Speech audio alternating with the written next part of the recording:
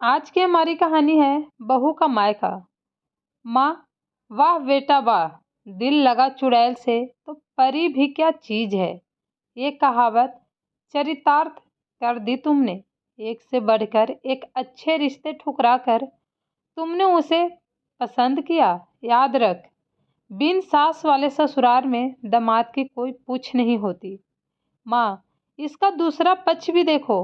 बिना माँ की बच्ची है, तुम माँ बन जाना और वह बेटी बन जाएगी। मुझे ना पढ़ाओ ये प्रेम का पाठ। तुम्हारी पसंद है तो तुम ही संभालना, उन्होंने कहा। समीर ने सोचा कि माँ यूं ही गुस्से में कह रही हैं। साथ रहते हुए नीरू के प्रति स्नेह जरूर उमड़ेगा। पंडित जी ने विवाह की तिथि निकाली और नियत समय पर सब संपन्न हो गया। नीरू भाई बहनों में सबसे छोटी थी। उसके पग फेरे तक बहनें रुकी। उसके बाद ना ही किसी ने बुलाया और ना ही वह गए।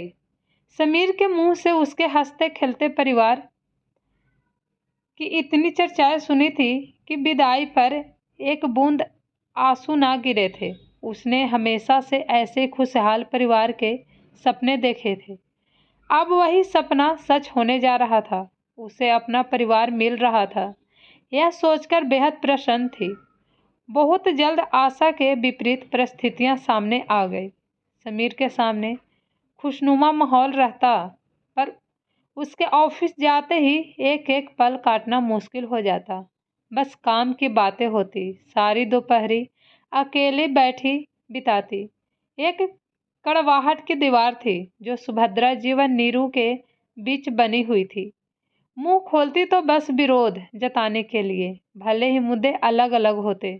कभी प्रेम विवाह की बुराइयां, तो कभी कुकिंग के तरीकों का उपदेश, तो कभी मायके वालों की बेरुखी की चर्चा। मतलब साफ था कि इस रिश्तों को उन्होंने मन से स्वीकार न किया था। उसने एक दो बार समीर से इस बारे में कहा भी, पर वह टाल गया। वह भी क्या करता। इस शादी के लिए घर वालों को मनाने में ही उसकी सारी ऊर्जा निकल गई थी। दिन निकल रहे थे, पर दूरियां घटने का नाम नहीं ले रही थी। मन में यही सब सोचती नीरू एक दिन सीढ़ियों से फिसल गई। दाहिनी पैर में फ्रैक्चर हुआ था। डॉक्टरों ने 3 हफ्ते के लिए प्लास्टर कर दिया था। ऐसे में वह पूरी तरह से प्रसारित हो गई थी। ससुराल में काम करते हुए फिर भी वक्त गुजरता है। अब मरीज बनने के बाद उसे दिन पहाड़ से लगने लगे थे।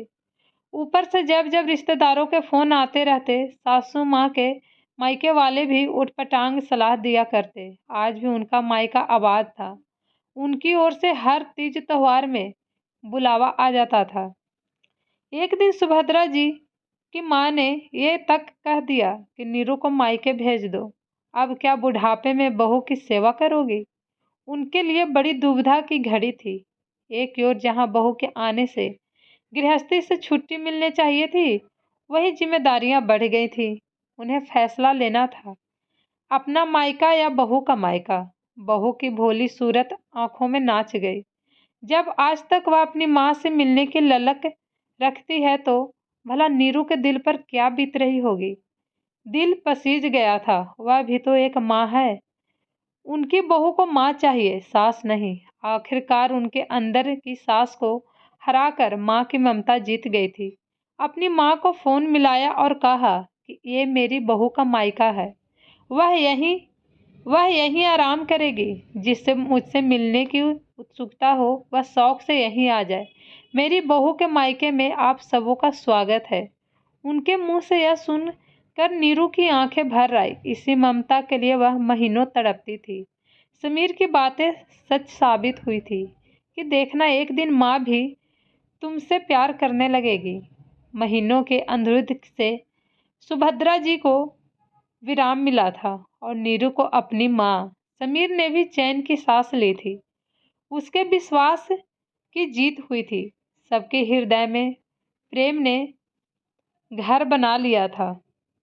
अगर आपको ये कहानी पसंद आए तो मेरे चैनल को लाइक एंड सब्सक्राइब ज़रूर कीजिएगा। Thank you so much.